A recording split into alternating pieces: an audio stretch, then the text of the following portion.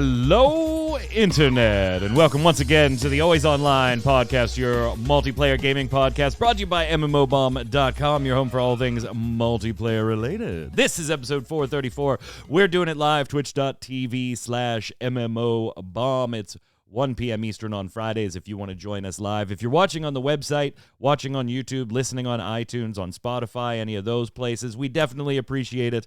While you're there, give us a like, give us a subscribe, throw a comment, everything you need to do to feed the algorithms on there. And most importantly, if you like what we do here, stop by the website and tell your friends too. We also have all the game pages up. Go rate your favorite games so that you can help out your fellow gamer, including some of the newer ones that just came out. The game page for Diablo Immortal going up today. So there you go. Yes, it is PC. Kind of. We're not going to talk much about that today because it just came out yesterday, but I don't know. We'll be checking it out. We've got a lot to cover. Joining me to go over all of it, Ms. Quinlan Bowers. What's up, Q? Not a lot. I'm here. You are here. You are here. That's what I got. And that's all she has. I'm here. Also on the line, the noob fruit himself, Mr. Troy Blackburn. What's up? I have arrived to discuss the online video games. Well, you're in a better mood than the last time. Like, you're not as crabby today. That's good. That's a step in the right direction, right? Feeling good, ready to poop on everything. Let's go. Ready to just poop on it all. Excited. It's just ready to be terrible is what it is. I don't think there's any better way to start the news, so let's do it.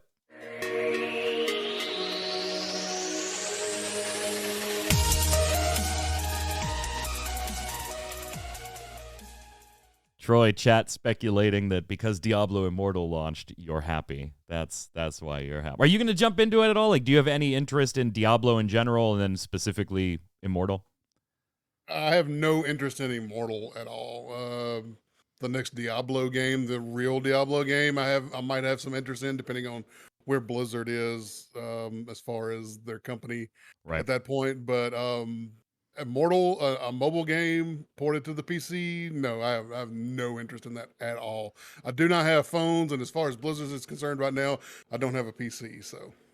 I think it might be a little scarier, Q, is like in some of the things that they said about the game coming to PC and all that. They said, oh, hey, the team that worked on this is just as big as the team that works on mainline Diablo titles. And I was like, oof. Yeah.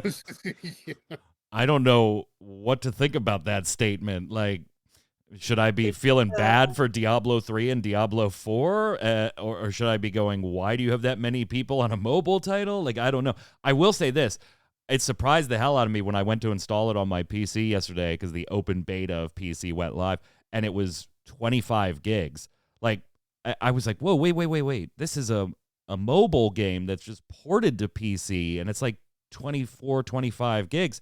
Like Genshin Impact, Q, you had mentioned when we were talking about it, is big, but that was kind of like the other way around, right? Mobile access to a big PC client. This was like originally was not going to be on PC, and when I saw it was 25 gig, granted, it wasn't a huge thing as far as room on my side. I was just surprised to see the file that damn big. Yeah, I don't know. Like, for the longest time, I've always kind of thought, because it is a gacha game and all of that, I've always thought of Genshin Impact as basically a mobile game on PC. Right. Like a really well done mobile game on PC, but still.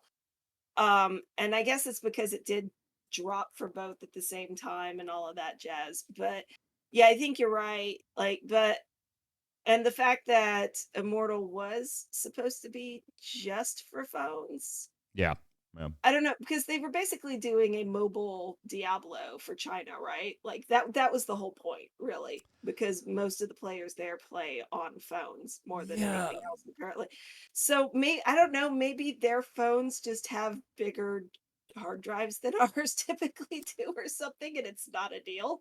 Speaking of China, by the way, and I know we don't even have Diablo Immortal in the show notes, but here we go, 3 minutes so far. There's facial recognition files in the global client, which are kind of miffing people that aren't in China off. So remember, China's government's got all kinds of those fun things, Troy, particularly on minors playing video games, So, like, if it recognizes your face and it says, whoa, we've got you as being 15 years old, at this time you can't play, blah, blah, blah. Yeah, those files are still in the global client, which I think is just really a dumb look on Blizz's part for a company that doesn't need dumb looks right now. They were like, oh, yeah, it's inactive. Then why are the files still there? I presume they already had to build a separate client for China anyway regarding things like, skeletons and skulls and stuff like that. So why are these files in the global client? Even if they're not a privacy concern, they can be perceived as one. Yeah, this is always inactive, right? That's what they always say. Oh, it's inactive. It doesn't work anything. Just like your phone's not listening to you. But yet, if you're listening to this podcast and I say pickles enough times, your feeds are going to be full of pickles tomorrow. Believe me, it's happened to me. Conversations about pickles and then pickles on my phone. So let's talk about pickles. Yeah. Everybody, when you get about pickles pickles so tomorrow, much? tweet me and let me know you had pickles in your feed. So that's why Google and Facebook are always like trying to show me hot singles in my area. That's why. Yeah. I got to stop saying hot singles in my area. I just near all of my devices. Anyway, I don't know if we're going to do a first look on it. It is one of those kind of controversial ones where there's a bunch of people, high profile people saying aggressively pay to win. It did get ousted or not released in a couple of European countries for loot box regulation law sake. I don't know. I'm like level 25, 26, and obviously I'm still at that section of the game where you don't need to use the cash shop. But they do make sure they get it in your face. Here's a limited time bundle for killing King Lorik, and it's 99 cents. You can only get it once, and only this. We'll see. I'm going to play it a little more because I do want to make my own, personal impression of how aggressive the cash shop is. But I think it's going to be a little while before I'm going to have to worry about, doing all that legendary grinding for gems and this and that and that. So we'll see. Anyway, let's talk about some games that were either canceled this week or coming soon. And we're going to revisit one right off the bat that we actually talked about on last week's show, and that was Daybreak's Marvel MMO getting canceled. Troy, we did get some screenshots, particularly of character creation and the tail end of character creation from some of the artists that were working on this via their Twitter or their LinkedIn profiles. And I got to say, on our article, you were the first of many comments. Your first comment was just, yuck. It looked terrible. The moment I saw it, I was like, oh my God, like, that's what they were developing? And then I seen people say, oh, well, they were trying to be Into the Spider-Verse. And I'm like, no. Into the Spider-Verse does not look like that. Into the Spider-Verse is, yes, very stylized, but not like Saturday morning Nickelodeon kids cartoon. I don't know who this was supposed to have been for, or who the target audience was for this game, but it was not me, and just looking at those pictures was enough to tell me that I'm not missing out on anything with this game being canceled. Yeah, and don't take at least my comments as disparaging of the artist themselves, Q. This is what they were commissioned to make, and I'm sure, they did a great job. I mean, it does look good if that was the style you were going for. My disparaging comments and Troy's and things like that is, you were going to make a Marvel MMO, and there's something to be said for stylized art and the longevity of stylized art versus something more real, right? That tends to degrade a little faster. Look at the long-term success of World of Warcraft having a lot to do with the graphical presentation of it. It doesn't date at a rate that something more realistic does, but I don't think this is what anybody would have been looking for in like a Marvel MMO, Q. I mean, it does give off the this was made for, the wee kids vibe. Like you said, the Nickelodeon cartoon kind of art style, like in that general area. But it's not, I mean, well, I wouldn't say, like parents do let their small children play games on their phones and stuff. That's how they end up with $300 bills they didn't bad. That being said, I mean, I would like I'm just looking at it and it's kind of making me, if I were inclined to play a superhero game, I would not be inclined to play this one. I don't get it. Like, if you were going to say, okay, hey, guys, we're going to do a Marvel MMO and we're going to do something stylized, like, wouldn't you immediately, Troy, kind of fall into, let's make it look like a comic book? Yeah, exactly. I mean, isn't that And kind of like the no-brainer if you want to go stylized? Let's give yeah, it that comic if book look. you want more of a cartoony look, go that cell shaded comic book look. That would have actually been really cool and probably interested a lot of folks who maybe wouldn't have been interested in it to begin with. And it's not even that I have a problem with stylized art. I actually like World of Warcraft's art style. I actually prefer that over some of the more realistic looking games out there sometimes. It's fun, it's a little whimsical, but it's not overly cartoony like these screenshots are. Yeah, it didn't do it for me. It certainly didn't do it for me. And judging by the comments on the article and on the tweets, it didn't do it for many people that kind of just looked at it and were like, maybe it's better that was canceled. Yeah, like I said, I don't think we're missing much. I don't feel overly sad that another Marvel MMO is not doing well or not even going to exist. Apparently, in character creation, you did get to do something we talked about last week as being something we would want in a superhero MMO, and we've got your feedback on that later. And that was at the end of character creation, basically like picking your faction, whether it was with the Agents of S.H.I.E.L.D., et cetera, et cetera. That would have been cool. But yeah, that's really like all the good I have to say about what we saw. So, Cacao Games. We've talked about Dysterra before. I did an interview a little while ago with Dysterra, and I'm going to give you an update on an interview in just a minute, by the way. Did an interview with them, I think like maybe a month ago. You can find it on mmobomb.com. It's kind of like there's all kinds of buzzwords in this game if you have not heard of it.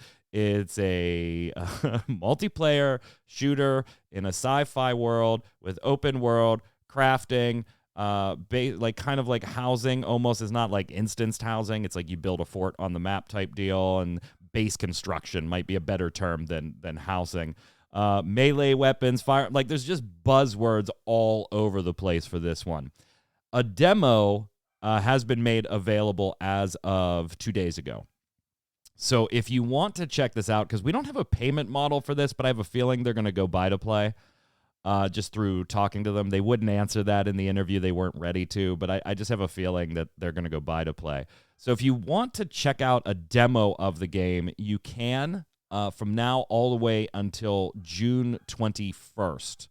Now, Troy, how do you feel about like PlanetSide 2 and games like that? Because this kind of, it looks like it starts not maybe the large-scale conflict aspect of PlanetSide 2, but the more open world-ish nature. It kind of lends itself to be maybe being compared there. And have you been watching this and looking at this at all? Seen bits and pieces of it. Initially, my sort of opinion, it looked like maybe Rust to me, like future Rust. But I haven't had a chance to play it at all, and I haven't been following it that closely. But I have sort of kept an eye on it for whenever it like officially gets released. I'll probably end up checking it out.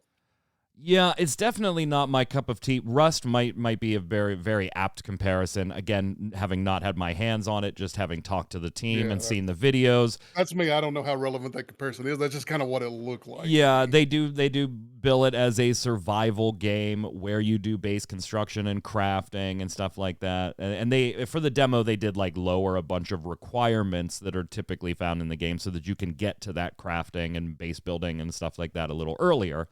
So, I mean, it's a free demo, Q, but is it something that you're going to check out? I know you're not generally into FPSs for the whole Vertigo reason, but setting that aside, does this even hit the spot for, hey, maybe I'd be interested? Or is there just too much in this space right now that you would probably jump to instead? Okay, so open world survival game with base built, no. None of this sounds appealing to me. She was like, that's like a lot of my yeses too. That's we're so different. It's so funny. oh, I know, Troy. Like every buzzword I've seen in the advertising, I'm like, Troy's probably gonna like this as long as they don't totally screw it up. Yeah. Like, And I did kind of ask them to be a bit more specific on open world, because the way they were presenting it was the words open world, but then the way they described it in like PR stuff seemed more like not Division 2 open world, but more like Vigor open world, where it is an open world. You can go and do anything you want in it, but you're not there all the time. And so like they kind of explained it a little bit, but not nearly to my liking. Flip side, I kind of saw that one coming, where every buzzword here did not buzz Q. I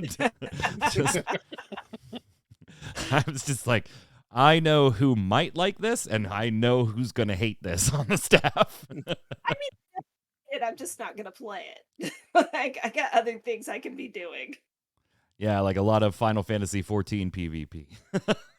Like Final Fantasy 14 PvP, yes. We're going to talk about 14 in just a few minutes here. But so here's something else that's coming, and honestly, I did not even see this. Like, this has not been on my radar. It's by a smaller, Australian indie game company. So maybe you haven't heard of it either. But speaking of those survival games, in this case, comparing it maybe better to Ark, like Ark Survival. So this is sandbox survival game, kind of in that same vein, except I know in Ark you're trying to survive against the dinosaurs and things like that, and other things, but dinosaurs as well. How about Q being the dinosaur instead? I mean, it's a neat idea. It still falls into that area of game that I personally wouldn't play, but I do think it's cool. The thing is, though, you're still trying to survive the dinosaurs. Well, yeah. Now you're just a dinosaur trying not to get murked by another dinosaur.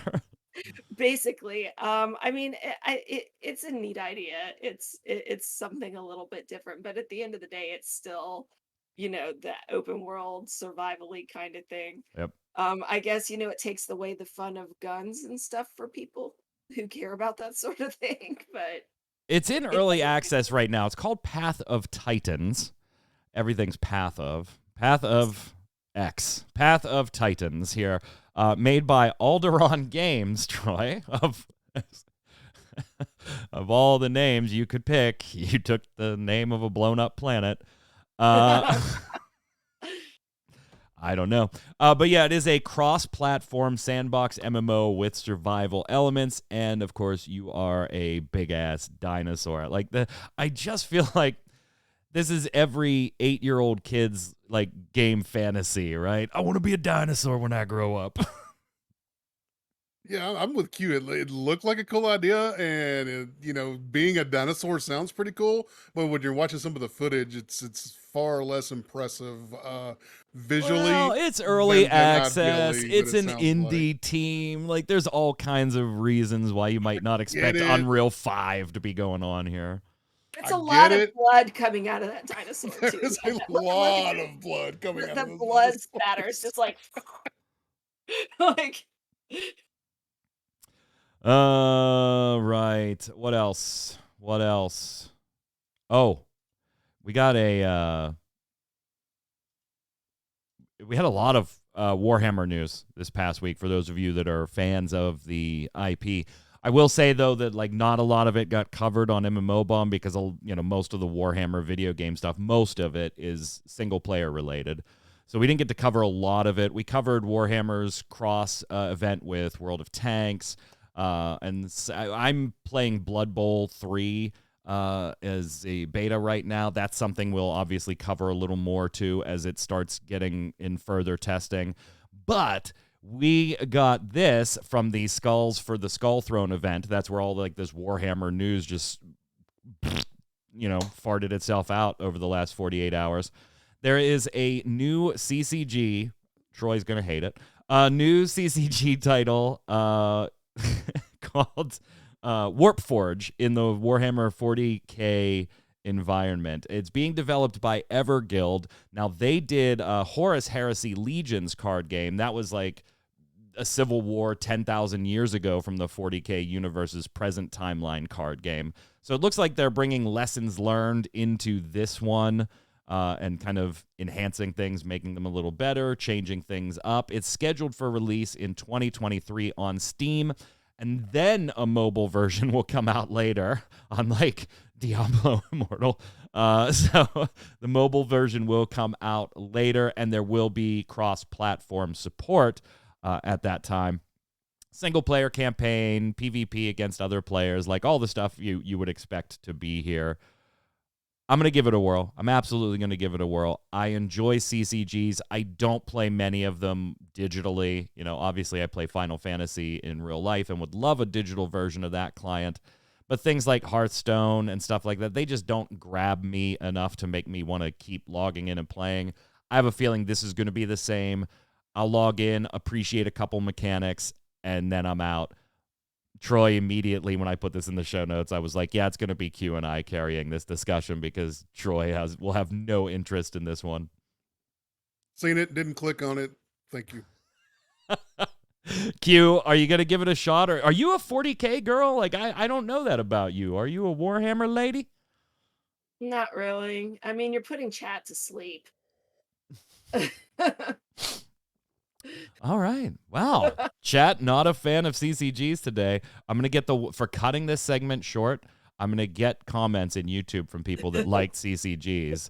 They're going to be like, how dare you not? It's not like we have much more to say about it. It's coming. You'll find out. You'll find out. Before we slide over to Final Fantasy XIV stuff, I do want to ask you, there wasn't anything multiplayer related in Sony State of Play. I mean, maybe Roller Drome will have a multiplayer mode at some point, but the very few details there right now.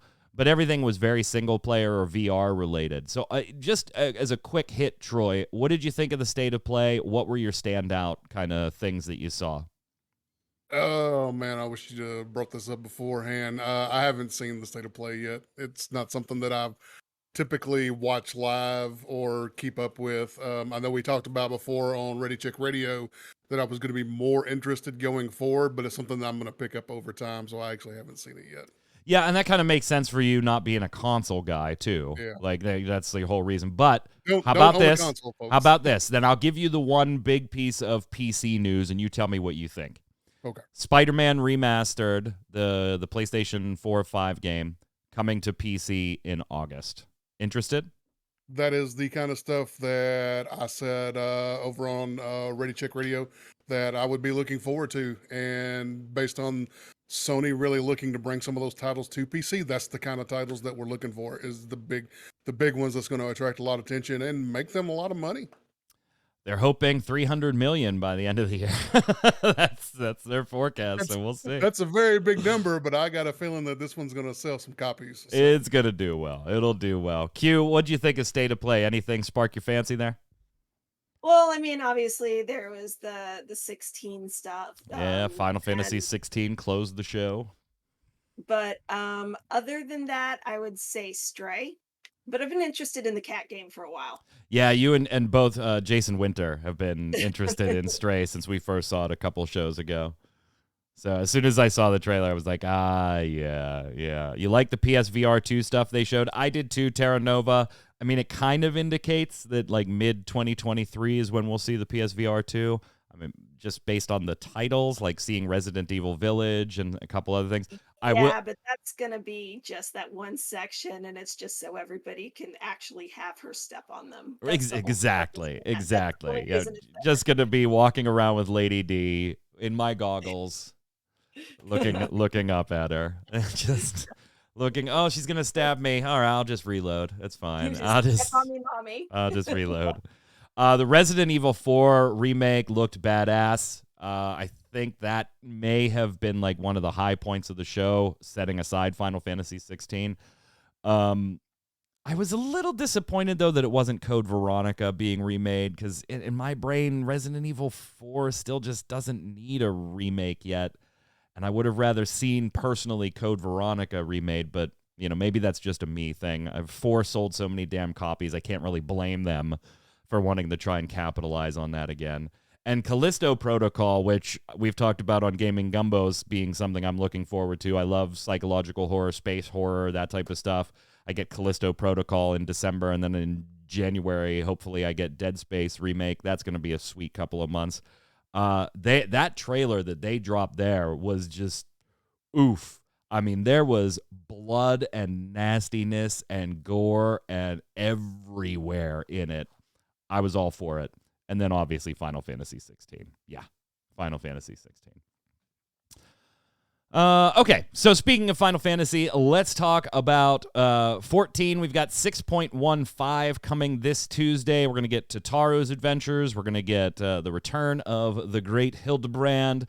We're going to get the Omega stuff, so we'll get to spend time with Alpha. We're getting PvP character or class rebalancing again, even after the apology from Yoshi P about we kind of made black mages a little too strong, little too strong on the black mages call. We're getting the tribe dailies. We're getting the turn in for crafting with the twins' mommy. So we've got a kind of a lot going on in a .15 patch here. Q, what are you looking forward to? I mean, I've been waiting for the story stuff. I'm also a big fan, weirdly, of the tribe quests. Like doing those. Although this isn't the tribe quest that I'm really wanting. I'm wanting what I'm assuming the Omicrons are going to be a tribe quest. Just based on story stuff. It seems like they're going to be one. So that's the one that I'm really waiting on, but I'll take what I can get. Right. PvP balancing, they can always do a little bit more of that. Somebody needs to do something about, the mass of summoners that just blast your ass off the field. That kind of sucks still. Yeah, getting sweeps of team summoners. Basically, it's like, and there's 7 Bahamut's, and you're all dead. Okay. Like, that's pretty much it. But yeah, so I'm definitely looking forward to the story stuff because I'm kind of reaching that point where I'm like, and now all I have left to do is grind. So some story content, will really help me there. Yeah, I do like the dailies too, which is odd because obviously dailies are a bit boring for most people, but I do like the way they're implemented in Final Fantasy 14, and I obviously like the doses of experience that I can pile on classes that are almost finished, but I just can't get up the energy or the willpower to cap off. Obviously, those tribe dailies are great at that. I'm looking forward to the return of Hildebrand. Absolutely love him.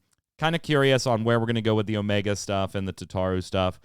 I probably a couple hours of content here, Troy, besides the obviously repeatable dailies. So I wouldn't expect taking weeks to do any of this stuff, but it is nice to get these little offshoots of side story content as we wait for the .2, .3 patches. Right now my group is in V Rising a lot, and Star Wars: The Old Republic has really let me down with the amount of content that it's released in its big 10-year expansion update. So I think it's almost Final Fantasy 14 time again. I think it's it's almost time to give it another go. As soon as we're done in V Rising, I need another MMO, and Star Wars is obviously just not going to do it anytime soon. So maybe it's 14 time again. Well, let me know. We'll hook you up. Speaking of Final Fantasy 14, Yoshi P said in an interview this week that going forward, he eventually feels like they're going to have to introduce jobs that have never existed in the Final Fantasy franchise before. Right? To date, all the expansions that have come with jobs have introduced well-known Final Fantasy staple jobs. With the exception of maybe Reaper not being, terribly well-known, but Red Mage, stuff like that. You obviously have an idea of what those classes do, and so they kind of try to mold that class identity to the way it's implemented in 14 as much as they can. But he worries that, there's going to be jobs that we can't do that with, Q, that we just, it doesn't fit the 14 gameplay if we kept those classes or those jobs' identities. Beastmaster is one we talk about a lot. We already saw what they did with Blue Mage, and where they limited that job, saying it doesn't really fit in the system, so we'll make it this kind of sidebar thing to do, and it's been received mostly on the negative side with a few caveats here and there.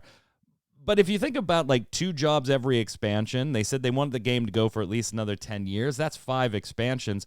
Do they really have to create new jobs? I feel like there's still plenty to choose from, even if they warp them a little bit to make it work in a 14 world.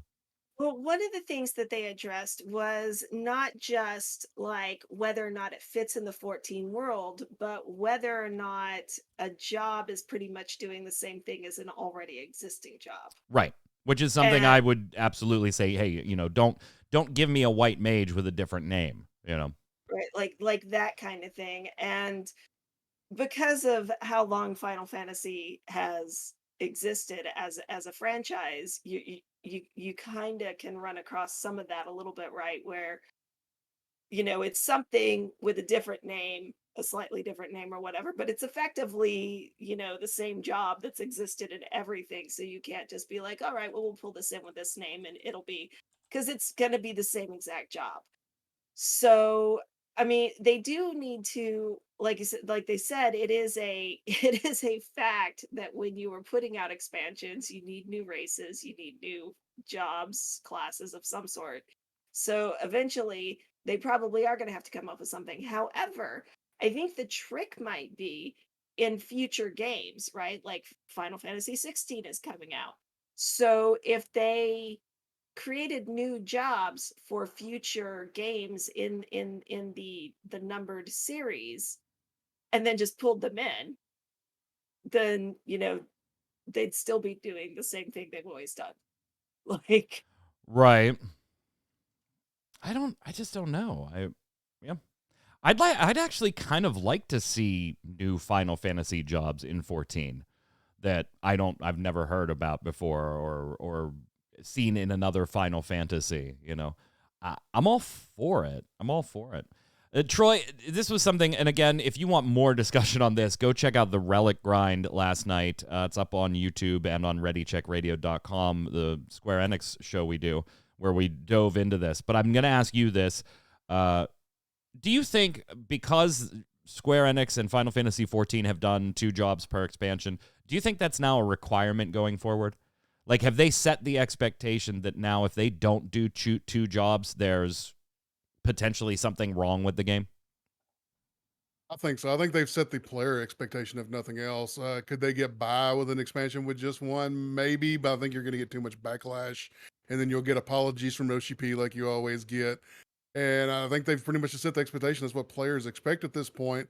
And, not as a hardcore Final Fantasy 14 player, I'm always excited to see something new and different come to a franchise, introduce a little fresh blood. So I'm hoping, and I don't know this for sure, but I'm hoping that the players will be excited to see something brand new come to the game. We shall see. Speaking of games, though, Yoshi P kind of got tied up in one. Troy will appreciate this as our one of our tabletop correspondents on Gaming Gumbo. Yoshi P got invited by NGC, a Japanese streaming studio known for streaming a Twitch-hosted, Final Fantasy tabletop RPG, kind of like an Eorzea version of D&D, right? And they invited Naoki Yoshida to come and play. He did. He ended up staying till almost 4 a.m, completing a campaign where he was, no surprises here, a gil-obsessed black mage who constantly just asked people anytime they needed something from the party, how much gil you got? Totally not surprised that Yoshi P would be drawn in. Here's a picture of him playing at said event, Troy. This has got to warm even your cold heart. I love it. Looks like an absolute blast. And the fact that he stayed and he played and he wasn't just there to make an appearance or make a little cameo, that he stayed and he played, he was obviously having a good time, as he tends to do with games that he enjoys. He's not afraid to dive headfirst into games. He's known pretty well for that, even outside of the Final Fantasy world. Absolutely. Good to see him at the table, Q. Good to see him there.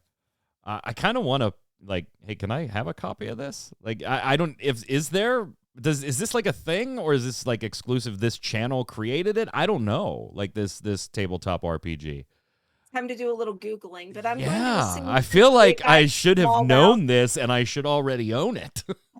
I'm gonna assume since Big Eyes Small Mouth exists, that this is probably a legit thing. So All right, let's FFXIV TTRPG,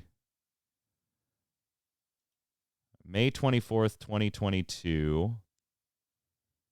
Final Fantasy 14 fan turns the... Oh, come on, just load. Turns it into a tabletop... All right, I'm going to have to check this out. We're going to have to get more details about this one, because I honestly didn't know that was a thing. And now I feel like I'll be spending some money after the show. Before we head on over to the weekly bombs, we have a first look up for you from this past week. Roller Champions. Zach Sharps and I sat down and did a first look on Ubisoft Montreal's roller derby / basketball sporting game in the very much in the vein of like a Rocket League, that type of competitive or competitive game. Then we've got a Leap first look coming up next week from Troy. That's a first-person shooter that is in early access now. So taking a look at Roller Champions, I gotta say this one, if you watch the first look, both Zach and I came to the same conclusion. I'll keep it installed. He's not going to. But even with that difference, we both kind of were like, this is fun, but this is going to sound horrible. This is fun, but I don't know if I want to play it. And I don't know if that makes any sense at all. Have you ever played a game that you're like, this is fun, but I'd just rather play something else right now? Like, I feel bad saying that, but that's like the most accurate description I can give it. I mean, there's stuff that can be technically fun, like it hits the boxes of this should be fun stuff, right? It's engaging or whatever else, but at the end of the day, you're like, there's other stuff that's more fun. Like definitely, it's fun, but it's just not fun for me. Yeah, it's like, I like the gameplay. They did a nice job with it. I think it's already targeted at a niche audience when you start talking about roller derby in any capacity, particularly being a big part of the gameplay. I do enjoy playing it. The games are fun. In my view, they take a little too long. Actually, they should speed up a little bit in my mind. But it's just one of those, Troy, that I'm like, this is fun, and I enjoyed playing this match, but I really, oh my God, I got to play 7 more to get my placement for ranking. No, I think I'm just going to go play Rocket League. Yeah, sometimes the progression isn't as fun as the gameplay itself. And like I said, especially if it feels like a match is going a little too long. But sometimes those games, man, they just scratch an itch that you maybe don't even realize they're scratching, that you'd rather just go hit up somewhere else, that there's another game that kind of gives you the same satisfaction, but in a different way. So Yeah. there are definitely games where it's like, this has been fun. I've done plenty of first looks where I'm like, the game has been fun. I'm gonna play it for a little while longer. But most of them, even when I say I'm gonna leave it installed on my machine, don't last that long on the machine after that. What do you got for Leap? So early access just started 2 days ago. Perks of working here, right? Troy gets paid to do a first look and gets a free copy of the game. So, have you had a chance to jump in yet? I know the first look's not going to be ready till like Tuesday, Wednesday, Thursday next week, but have you had a chance to jump in? What are some of your early impressions? Because this has been a shooter that quite a few people have been looking forward to and being very vocal about earlier testing and how well received that was. What's your take so far? I know it's kind of limited. Give us a flavor. Very, very early impression, 100% subject to change. Even my opinions on what I've seen so far may be subject to change just based on kind of what I run into later. So far, the movement is fantastic, especially like the grappling, like the Attack on Titan style grappling around on buildings and stuff. It's a lot of fun. The movement's really fun. Having some optimization issues at the moment, but I haven't really played with settings very much and tried to, narrow down what's causing the problem and what's going to be the best settings for my machine. So haven't got into that yet. So early optimization may be on my end. I don't know yet. Overall, very earliest impression is I'm not sure why there's a cash price on this, and this isn't free to play, but maybe we find it later, and maybe it just goes free to play later. Who knows? But we're going to be diving deeper and deeper into it, and hopefully I'll come out with a better idea of how I feel on all of this. What do you kind of, to give people an idea of like what to expect? Is there what shooter game out there is it like most comparable to? Because you've got like Halo, you've got your Calls of Duty, you got your Battlefields, you got your Fortnites, you got your battle royales of this over here. You have Splitgate that had that mechanic with the portals and stuff like that. Leap is like all about movement and mounting in a very heavy capacity from what I understand. Like movement is a huge part of this. Is there one that you can kind of say, hey guys, so far it feels a lot like Halo 3 except with this and this? It feels a little bit... Not Halo 3, maybe... but Halo Infinite, sorry. Yeah. I think it's a little bit of a couple of different things. It's a Legends, because it does have a class-based system in it. Right. So you've got different loadouts and things that and different kind of change up your play style a little bit. But it is all about the movement and sort of like, and don't give it a direct comparison, but to the old Tribes games, it's about movement a lot like that. And then there's a little bit of Call of Duty with a little bit of domination as the game mode right now. So a little bit of everything early on is what it was coming across as. Maybe that settles down a little more into something a little more direct. But right now it's a little flavor of everything at the moment. Speaking of Modern Warfare 2, in 5 days we'll have our sneak peek at that. And we will likely see the return of Call of Duty to Steam at that point. Was rumored in some like data mine stuff, and then a picture that got taken down real quick. But Steam retweeted them today with the eyeballs emoji. So like, yeah, it's coming back to Steam if that's a reason you have stayed away from the series. There's probably many reasons you might have stayed away from Call of Duty for a while, but if that's one of them, you don't have to worry about that anymore. Let's head over and do the weekly bombs.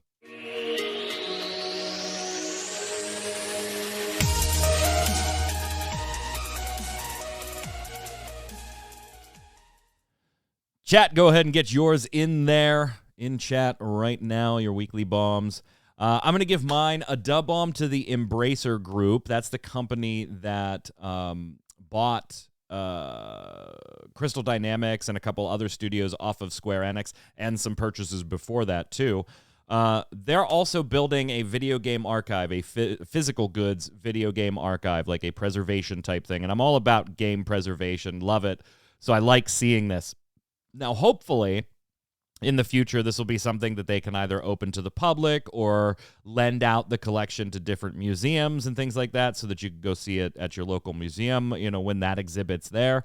They've said they would like to do that they're not ready to announce any plans yet. They're still in the acquisition phase, and they aren't looking for anything specific yet as far as like missing pieces. But they do have a page where you can go, and if there's stuff you may be interested in parting with, get some information on, when you might or how you might be able to sell or give those items to them for the archive. I think it's great. Dub bomb to them. Go ahead, Q. A dub bomb to the Orville finally being back. I've been waiting for it for like 3 years now, I think. So I'm super excited about that. What you got, Troy? Bomb to Game Ago for not letting me keep Atlas Rogue as a single player game and just shuttering the whole thing. Why can't I just have it as a single player game on my computer where I can just play a roguelike? Yeah, I totally forgot that I put that link in there. My brain up above just said that, that must be a link for Leap, because that's what we were going to talk about. But what I also added to the show notes there was, shedding a tear for Troy because Atlas Rogues was closing. Like, I really like that game. It's really was a unique game, especially when it was in its MOBA phase. It was different than anything else out there. Obviously, it was too different and not very successful. But yeah, I'm sure that's why it was too different. The people weren't ready for how different this was. That's why it's closing. Hey, it was a quality game. It was quality. It was just very, very niche. The people weren't ready for this. That's why this game technically closed twice. Yes. This game technically closed twice. Wait, are we still talking about Atlas Rogues or Kritika? Oh, yeah, we're talking about Atlas Rogues, but yeah, I guess you saw that, Q, I was working on it before the show. Are you typing that up? Yep. So, yeah, Critica, which has closed multiple times as well, is now coming back as, guess what? Pay to earn NFT. It's closed multiple times. Let's bring If it you back. can't get the players to pay for the game, trick them into paying for the game by making them think you're going to pay them. Speaking of games converting to pay to earn, I have finished my conversations with Joseph Rubin. That's the CEO of Reaper Games, the team that is working with Legends of Aria to revamp that one into a pay to earn thing. Not only did I get that interview back, gang, but every question I sent was answered. Every single one. So some of those questions that I read to you on a previous show that may have been a little direct. Hey, this game isn't doing well. You're going to implement a feature that not a lot of people like. How does that plus that equal success? Joseph Rubin answered them all. So I can't complain about that. Now, that doesn't mean you may like the answers. I'm not implying that at all. There may be answers that I didn't like there, and that's fine. But I got to give credit where due. Joseph Rubin over at Reaper Games did actually address every single question. Yeah, there are far more people who would have pretended those questions didn't exist than would have answered them. Yep, 100%. 100%. Or just send you a list of questions to ask them. What's that? Or just send you a list of questions to ask them. Yeah, I'm still mad about that. I don't even remember who that was, and even if I do remember, I'm not going to say it out loud. But yeah, we actually got a request like, hey, we have so-and-so, and we get those from time to time. Hey, the dev team is willing to take interviews about X update or this expansion or this new game. Do you want to do it via email? Are you interested at all? And that's fine. We normally ask for interviews, but sometimes we do get them solicited from us saying, people are available. Are you interested? And if we're not, we'll tell them no. Thanks anyway. But yeah, I don't know. They were like, hey, we've got people available for interviews. Here are the types of questions you can ask. And gave us a list of 6 questions. And we were like, no, you're not. Good point. Why don't you just release a press release? Exactly. Like you normally do, because they're all going to look the same. Yeah, everybody's interview is the same. Wow, all these sites had the same 6 questions. Happen. Yeah, we didn't. Did not happen. We didn't interview them. No, we did. We did. Oh, did we? We did. I just refused to ask any of the questions that were suggested. That's right. That's right. We asked totally different questions. They did answer them, so whatever. From the chat, Nasagra says, dub-bomb to Pokemon X and Y for having better-looking Pokemon than the Scarlet and Violet trailer because X and Y use a shader that makes the Pokemon look like cartoon characters instead of low-quality plastic toys. Takao says, A-bomb to Yoshi P. If you want to make a Devil May Cry game, then make a Devil May Cry game. But don't call it Final Fantasy. Yoshi P. done went and bumped his damn head. Yeah, 16 is going to be a little divisive for people, and we, again, explored that a little more on the Relic Grind if you want to see our opinions on that. Not only the style of the game, but also it seems to be more single-player than having a party. And is that something that makes you say this isn't a Final Fantasy game? So definitely check out the show. Terra Nova says, dub-bomb to The Boys Season 3. Nice to see it hasn't lost its touch so far. Old Glory saying, dub-bomb to Asmongold. He plays Diablo and is spending money on the game to show how pay-to-win the game is. Like him or not, it's fun content. Stojan says, dub-bomb to Pokemon. Go, Pokemon Go. I'm back in game. Comma was in the wrong place. Threw me off. I was like, dub-bomb to Pokemon. Go, I'm back in game. So, yeah, there's from chat, from YouTube and the site, we got Frosty coming in saying, dub-bomb to Lost Ark. Recently released raid is really fun. That cow with an axe is difficult, but everything it throws at you is fair and never feels cheap. Go ahead, Troy. Opie, please do Lord of the Rings online. Yeah, so this is in reference to Wilfredo Reviews, the new series we put up on YouTube and on the site, this time taking a look at Star Trek Online and trying to determine is it worth playing in 2022. You can check out that video now. He's already working on the next one, but he is soliciting feedback for games that should be that you want to see. I know a lot of people have recommended Star Wars: The Old Republic as being one that you could definitely benefit from that look. Opie bringing up Lord of the Rings Online. Opie, I'll spoil this for you since this has already started. The day we published Star Trek, he was already starting his journey in the next one, and then viewer feedback will be after that. But you've got it. The next one is going to be Lord of the Rings Online. That's the one he's hitting next.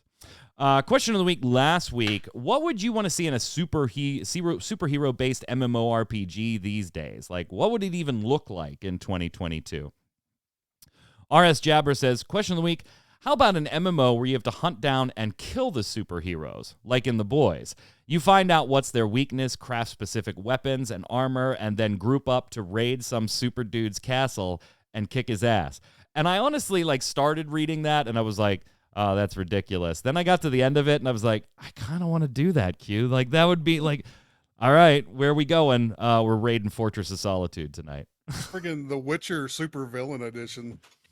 Yeah, it feels very like superhero World of Darkness, Q. I mean, if you were going to get me to play a superhero game, that kind of thing might actually do it. Absolutely. Go ahead, take the next one, Q. Bregner Kettlein. Well, if you consider Dragon Ball to be about superheroes, that's what I'd like. Something where you start off pretty weak and learn skills in martial arts instead of picking a class with something like Taekwondo beats boxing, boxing beats street fighting beats Taekwondo sort of system. So you can either be a jack of all trades and learn and use some of the mini fighting styles, or master one style and have your party members make up for your weaknesses. So a little rock, paper, scissors action going on in that one. Go ahead, Troy. Thavaris, question of the week. Easy one word, Brightburn. That would be somebody else going towards the darker side. Yeah, I was going to say that would be a dark-ass MMO. And you know what? Yeah. I'm all for it. I still, to this day, am upset my World of Darkness MMO never happened. Still right? to this day. MUCCP. But hey, we have Vampire the Masquerade Blood Hunt, I guess. It's not a bad game, but it's a battle royale. It's, not exactly what I was looking for. Question of the week this week. I'm going to make it real easy for you. We've talked about best heroes and best villains of all times. I want to know what's your favorite MMORPG of all time. Like, what one does it for you more than any other? And it might not be something you play anymore because it's just, it's closed or whatever. But what is the best MMORPG of all time and why? What made it the best? What made it different? What made it grab you? Let us know in the comments below. While you're there, don't forget your weekly bombs. D bomb for something good, A bomb for something bad in the world of gaming or just life in general. We, of course, will be back next week. Until then, Troy, where can everybody find you? On Twitter at NoobFridge. Q. Twitter at Quinlan. I'm Mike Byrne. You can follow me right there at magicman1, but more importantly, follow at MMOBomb so you'll get every tweet when we go live with a podcast, stream, any of our articles, first look videos, giveaways, free to play weekly, and so much more. Until next week, gang, stay safe. We'll see you on the servers.